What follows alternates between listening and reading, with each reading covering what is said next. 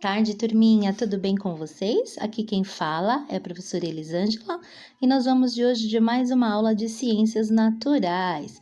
A proposta de hoje está na página 149 a 150 do livro Trilha de Aprendizagens 2, mas para que vocês consigam fazer a atividade lá, vamos retomar um pouquinho a atividade 3 falando sobre transformações.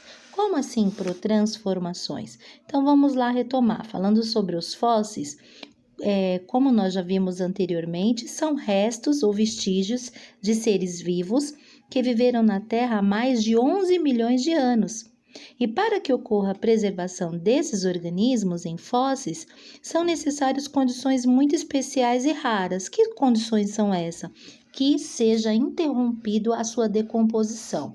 Veja, aqui são alguns exemplos de fósseis, restos ou vestígios de seres humanos, de seres vivos que viveram na Terra há 11 milhões de anos. E para que esses vestígios ainda sejam vistos, ainda sejam preservados, é necessário interromper a sua decomposição. E o que seria essa decomposição? Essa decomposição é a degradação desse organismo. Então, primeiramente a gente deve lembrar que todos os seres vivos são formados por matéria orgânica. E assim que eles morrem, essa matéria é degradada. E esse processo natural é chamado de decomposição.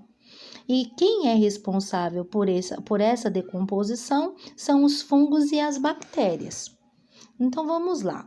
Como assim, Pro? Não estou entendendo. Por exemplo, quando você vê um alimento na fruteira da sua casa ou num sacolão, ele passa do estado natural dele, que é um alimento saudável ali preparado para você poder comer.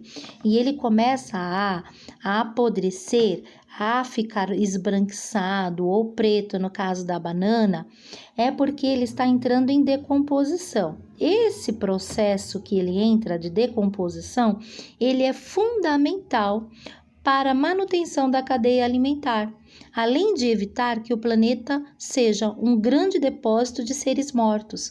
Sem a decomposição, seria impossível, por exemplo, a manutenção da vida, uma vez que alguns nutrientes não retornariam ao meio e os organismos que não conseguiriam obtê-los morreriam. Para o alimento ele apodrecer, ele serve de alimento para os decompositores. Quem são esses decompositores? Os fungos e as bactérias. Nem sempre esses fungos e bactérias são prejudiciais à saúde. É por isso que isso tudo é muito importante para o planeta. Se algo não ocorre bem, ele tem um descontrole, em alguma área ele será afetado. Por isso, o processo de decomposição faz com que os nutrientes retornem ao meio, tá bom? Então, vamos lá. Então, você já sabe que os responsáveis por essa decomposição são as bactérias e os fungos. E o que vocês vão fazer hoje?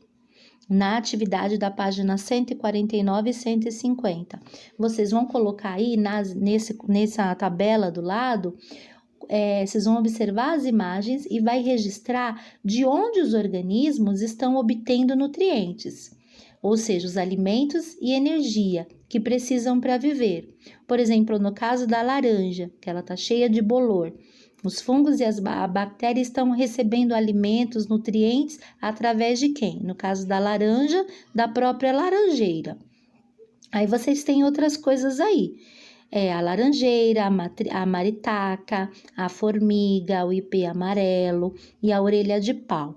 Cada um desses, quando eles se decompõem, eles estão dando nutriente para os organismos, né? E de onde esses organismos estão tirando esses nutrientes? No caso da laranja, é da própria laranja. E no caso do ipê amarelo? O ipê amarelo, por exemplo, é do solo e do sol. E das outras coisas que foram colocadas aí. Então, vocês vão estar fazendo esse registro aí. A próxima atividade, ela fala: observe as imagens e responda. As duas frutas, o morango e a laranja, estão passando pelo mesmo processo, da decomposição. Depois de algum tempo, não será mais possível dizer o que eram. Isso também ocorre com os animais. O que está acontecendo? O que está acontecendo com ela? Eu acabei de falar. E quem é que está fazendo isso? Também falei no vídeo e falei há pouco também. E a última, vocês vão aí, né? Voltar lá na questão dos fósseis e vai lembrar que temos que lembrar que eles podem ser tanto partes dos organismos quanto vestígios, como as pegadas. Você acredita que haveria fósseis para serem descobertos depois de tantos anos, se as plantas e animais primitivos tivessem ficado expostos? Então você vai colocar aí o que você pensa e vai explicar o porquê que você respondeu isso. Por hoje é só. Espero que tenha sido ficado claro. Um bom final de semana para vocês, cheio de amor e de carinho, tá bom? Façam uma lição com muito capricho, caprichem na letra, coloque lá na plataforma que a professora vai estar corrigindo, vai estar dando uma devolutiva para vocês. Bom final de semana, um abraço da professora Elisângela.